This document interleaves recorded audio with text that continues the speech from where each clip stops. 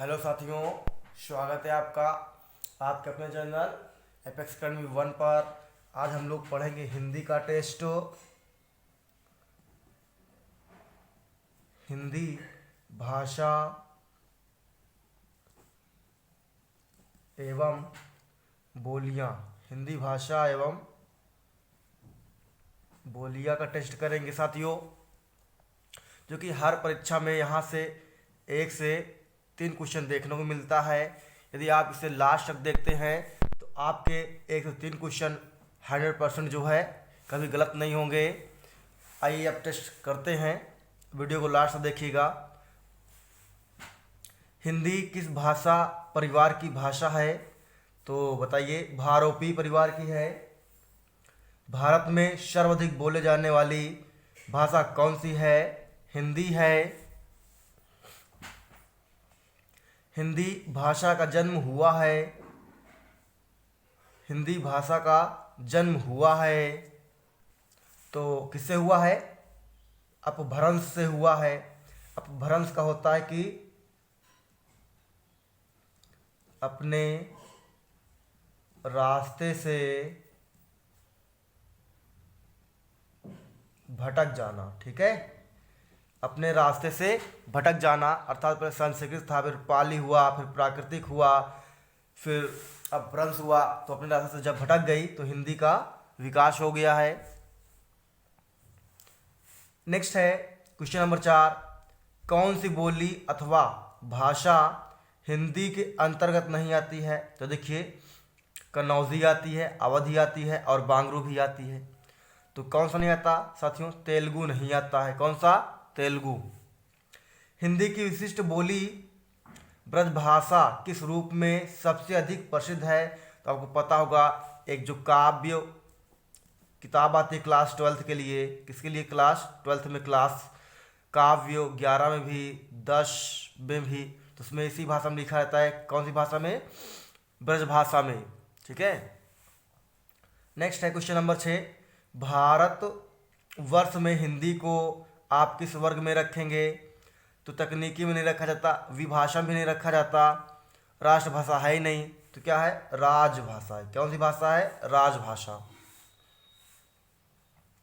ढूढ़ाड़ी बोली है पूर्वी राजस्थान।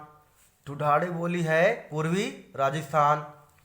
ब्रजबुली नाम से जानी जाती है पुरानी बंगला। ये क्वेश्चन बहुत ही इंपॉर्टेंट है क्योंकि इसका नाम चेंज है, ब्रजबुली नाम से जाना जाता है पुरानी बंगला। आइए नेक्स्ट क्वेश्चन देखते हैं। क्वेश्चन नंबर 9 है, कौन सी भाषा देवनागरी लिपि में लिखी जाती है? तो मराठी। इसको ध्यान से समझिएगा। एक मनई के दुई बेटवा रहीन, ओह माँ लहुरा अपने बाप से कहिस, दादा धनमा जवन हमार हिस्सा लागत होए तवन हमका दे द। ठीक है, इसका मतलब ये है कि एक व्यक्ति के 2 बेटे थे और एक बेटा कहता है कि हे पापा, जो हमारा इस धन में हिस्सा लगता हो हमें दे दीजिए। तो ये किस भाषा में लिखा है? ये लिखा हुआ है अवधी भाषा में। किसमें? अवधी भाषा में लिखा हुआ है। कौन सी भाषा संस्कृत भाषा की अपभ्रंश है?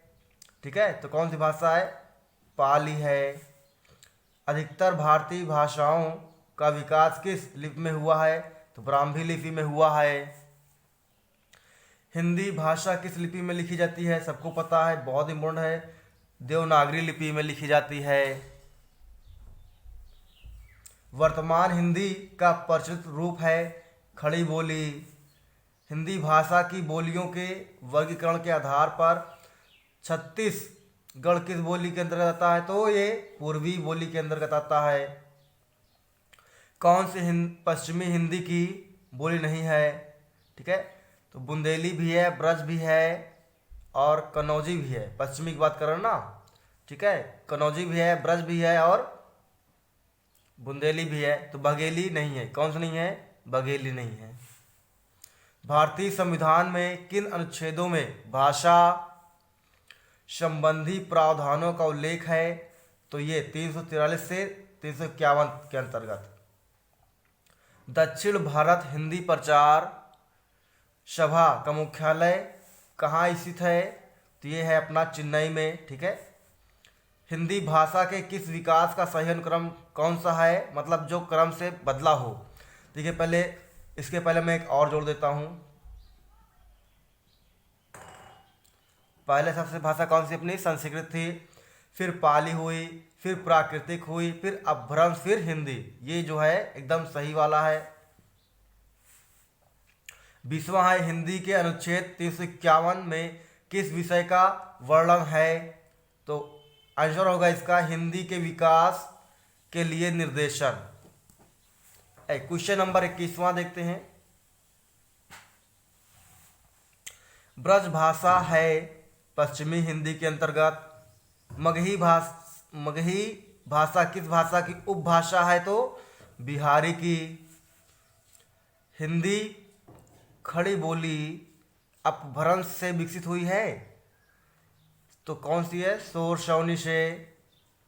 भाषा के आधार पर भारतीय राज्यों की पुनः संरचना की गई थी, तो कब की गई थी? 1956 में।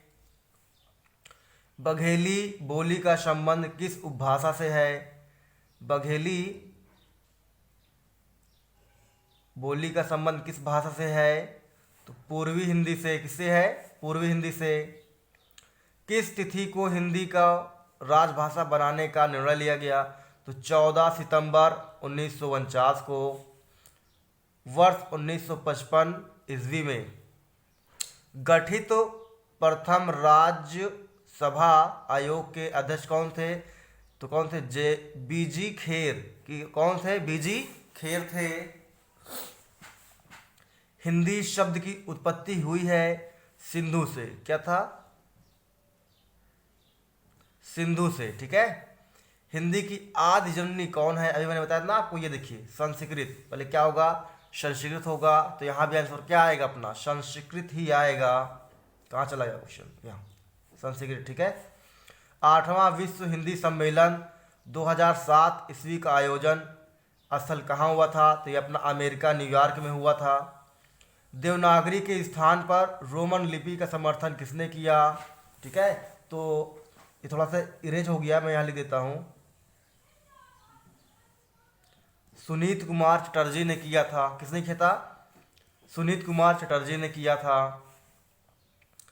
हिंदी के प्रचार प्रसार की सर्वाधिक प्राचीन संस्था है नागरी प्रचारणी सभा है।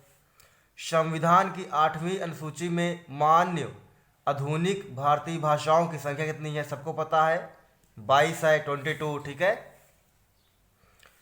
राजभाषा आयोग का स्थापना वर्ष है 7 जून 1955 को। निम्नलिखित में कौन हिंदी के प्रचार प्रसार में संबद्ध है? तो महात्मा गांधी जी भी, और मशीनरी ने भी, और आर्य समाजवादी, अर्थात ये सभी है।